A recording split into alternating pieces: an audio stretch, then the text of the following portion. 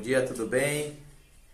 Nós estamos aqui para trazer uma reflexão um pouco mais longa acerca de um dos capítulos mais fantásticos das Escrituras, sobretudo no Antigo Testamento, que é uma passagem de um livro favorito meu, que é o livro de Isaías, o profeta Isaías.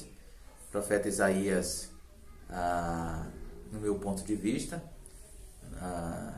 é um dos profetas mais relevantes do Antigo Testamento, não pela quantidade de capítulos que Isaías vai escrever, mas pelo conteúdo da sua profecia, pelo conteúdo das suas ministrações.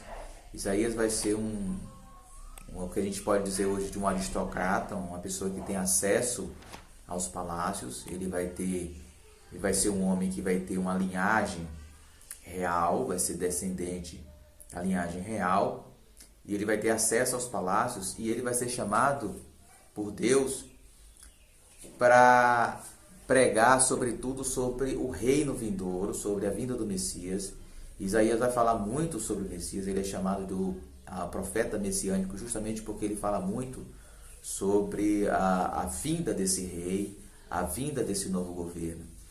E um capítulo de Isaías que me chama muita atenção, eu queria conversar com vocês rapidamente aqui, pontuar algumas considerações, é o capítulo 40. Ok? O capítulo 40 de Isaías é um capítulo que vai ser fortemente citado no Novo Testamento, basicamente para fazer referência ao ministério de João Batista e à vinda de Jesus. Os autores do Novo Testamento, os evangelistas, eles vão entender que o cumprimento de Isaías 40 se deu na vida de João Batista, no ministério de João Batista, preparando o caminho do Senhor. Então perceba comigo, eu não vou ler todo o capítulo é muito longo. O capítulo tem cerca de 31 versículos, ok? Mas eu quero pontuar algumas considerações. Primeiro, a partir do verso 3, há uma palavra nesse sentido. Uma voz clama: no deserto prepare o caminho para o Senhor. Faça no deserto um caminho reto para o nosso Deus. Todos os vales serão levantados, todos os montes e colinas serão aplanados, os terrenos acidentados se tornarão planos, as escarpas serão niveladas, a glória do Senhor será revelada, e juntos todos haverão, pois é o Senhor quem fala. Pois bem, é justamente essa passagem que os autores do Novo Testamento vão fazer um link com a vida e o ministério de João Batista e a chegada de Jesus. Okay? É justamente essa passagem aqui que eu acabei de ler para vocês. Nessa passagem, há uma voz que clama, há uma voz que dá uma ordem, um direcionamento, para que pessoas preparem um caminho. No caso, os autores do Novo Testamento entendem que essa pessoa é João Batista. Prepare o caminho do Senhor. Perceba que ele elenca vários terrenos geográficos que estão disfuncionais, estão desnivelados, estão fora de ordem. Então a ordem é: prepare o ambiente. O autor aqui, Isaías, não está falando de espaços geográficos literais. Ele está falando de um ambiente espiritual.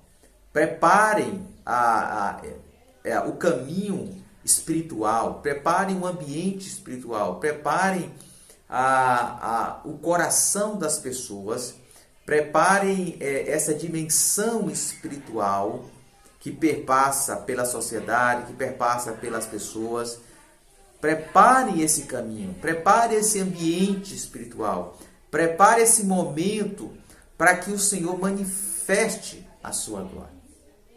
Então a ordem é para que haja uma preparação, para que o Senhor manifeste a sua glória para a humanidade e todas as pessoas vejam esta glória. Isso se deu no seu cumprimento na pessoa e na vinda de Jesus Cristo. João Batista preparando o ambiente espiritual com sua pregação e o seu batismo, convidando as pessoas a se arrependerem. E aí então vem Jesus manifestando a glória de Deus, revelando a glória de Deus. E aí o autor aqui de Isaías, profeta Isaías, vai dizer Quais são as implicações dessa glória? Quando essa glória é revelada, quando essa glória é manifestada, quais são as implicações? Vou só pontuar, não vou ler por conta do tempo.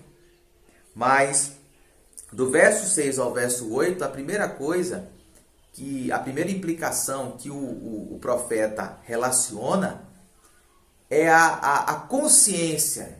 Diante da glória de Deus, a humanidade ganha consciência da sua fragilidade, da sua vulnerabilidade, da sua pequeneza. Diante da manifestação da glória de Deus, os homens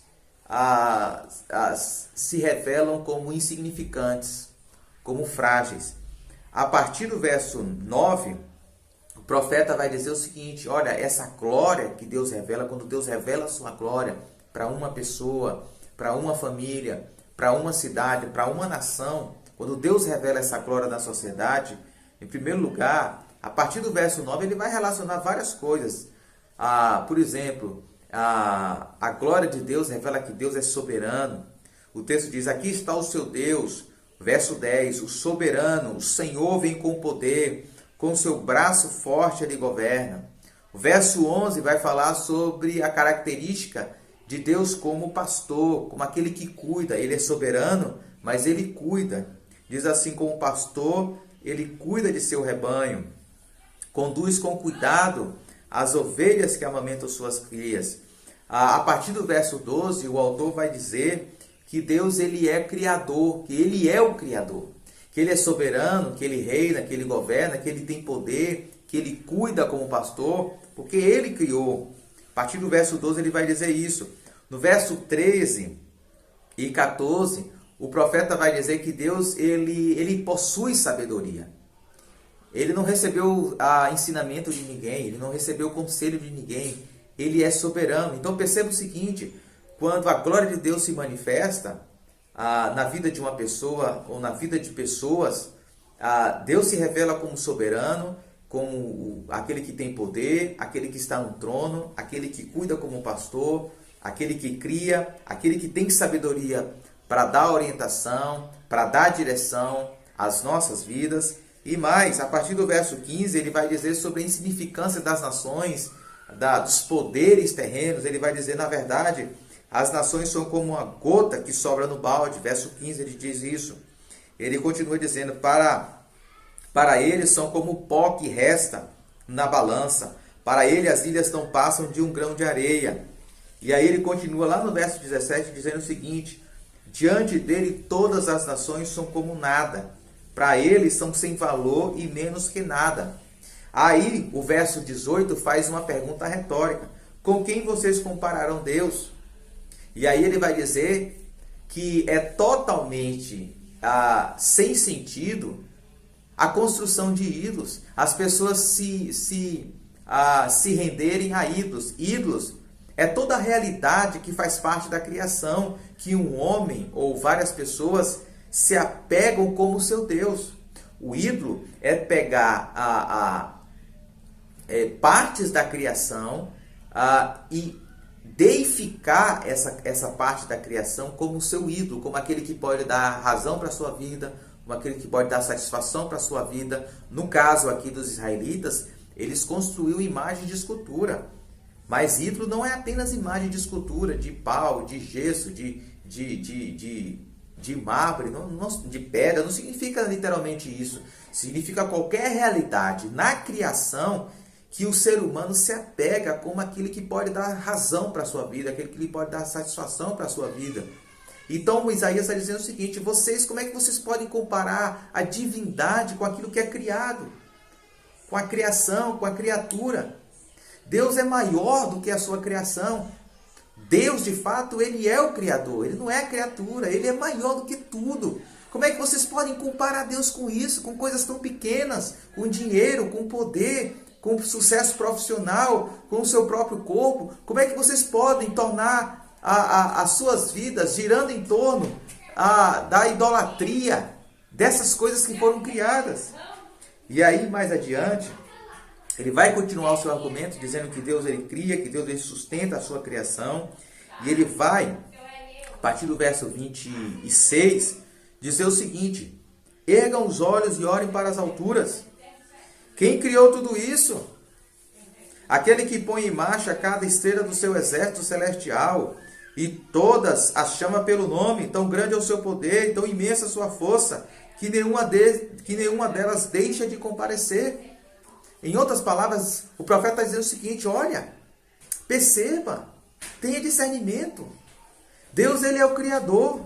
Deus, ele sustenta a criação. Perceba as estrelas dos céus. Deus sustenta as estrelas. Deus sabe o número de cada estrela. Deus cuida de cada uma dessas estrelas. Ele protege, ele cuida, ele sustenta. Ele não apenas as criou, mas ele também as sustenta na sua providência, na sua soberania. Deus está presente na criação, é isso que Isaías está dizendo. Deus não é aquele Deus que criou e foi embora. Deus não é aquele Deus que criou, que fez todas as coisas, deixou leis para reger a criação e partiu. Não. Ele criou, ele fez as leis que regem a criação, a natureza, mas ele mesmo está presente na criação, sustentando a criação com a sua onipotência, com o seu poder, com a sua destra poderosa. E aí, a partir do verso 27, o profeta ele vai trazer algumas implicações para tudo isso que ele falou, para essa glória de Deus como soberano, como criador, como aquele que tem toda a sabedoria, como aquele que sustenta a criação, como aquele que está acima de todo ídolo, de todo Deus, de toda a criação, de tudo aquilo que as pessoas idolatram, que Deus é maior do que todo o poderio das nações, que Deus está acima de tudo isso. Qual é a implicação disso? A partir do verso 27 ele diz: por que você reclama, ó Jacó? E por que você se queixa, ó Israel? O Senhor não se interessa pela minha situação. O meu Deus não considera a minha causa. Em outras palavras, Deus está dizendo o seguinte para o povo: olha, vocês andam reclamando, vocês andam se queixando, vocês andam argumentando que eu não me importo com vocês, que eu estou distante, que eu estou longe. E aí o verso 28 diz o seguinte: será que você não sabe, nunca ouviu falar? O Senhor é o Deus eterno, o Criador de toda a terra. Ele não se cansa, nem fica exausto. Sua sabedoria é insondável. Ele fortalece o cansado e dá vigor ao que está sem forças. Até os jovens se cansam e ficam exaustos, e os moços tropeçam e caem. Mas aqueles que esperam no Senhor renovam suas forças, voam alto como águias, correm e não ficam exaustos, andam e não se cansam. Ufa, é muita coisa, hein? É muita coisa diante desse Deus maravilhoso. Esse texto para mim é excepcional. E a implicação que o profeta está querendo nos conduzir é: ok, Deus ele está dizendo que vai manifestar a sua glória. E a glória de Deus revela um Deus assim maravilhoso. Maravilhoso. Deus que é grande, o Deus que é criador, Deus que é soberano, etc, etc, etc, etc. Pergunta do profeta agora para mim e para você é: qual é a minha resposta? Qual deve ser a sua resposta diante da glória desse Deus? A resposta, verso 31. Esperar no Senhor. E o que significa esperar no Senhor? É cruzar os braços, subir no alto de um monte e aguardar por uma intervenção miraculosa de Deus? Esperar pelo Senhor implica confiar no Senhor ao longo da vida. E dizer: ok, Senhor, diante da tua glória eu não sou nada. Diante da tua glória eu sou insignificante. Eu preciso do Senhor. Eu preciso da tua força. Eu preciso do teu vigor. Eu preciso da tua renovação. Eu preciso da tua sabedoria, Deus, porque eu não consigo administrar. Eu não consigo direcionar. Eu não consigo governar a minha vida segundo as minhas próprias forças, segundo a minha própria inteligência, segundo a minha própria sabedoria. Por quê?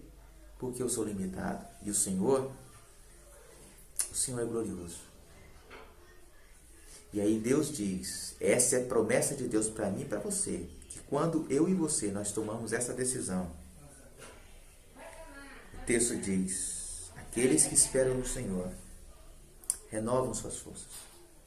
Voam alto como águias, correm e não ficam exaustos, andam e não se cansam. Você tem se sentido cansado ao longo da tua caminhada de vida? Você tem se sentido frustrado, frustrada, decepcionado, decepcionada, desesperançado? A palavra de Deus para mim e para você é: confie em mim. Entregue a direção da tua vida para mim. Eu sou o teu Criador. Eu sou o teu pastor. Eu sou o soberano. Eu sou o Todo-Poderoso. Deixa eu cuidar de você. Deixa eu guiar você. Deixa eu conduzir a sua vida para a minha glória. Em nome de Jesus. Você está disposto a isso? Que Deus em Cristo nos abençoe, rique e poderosamente. Amém.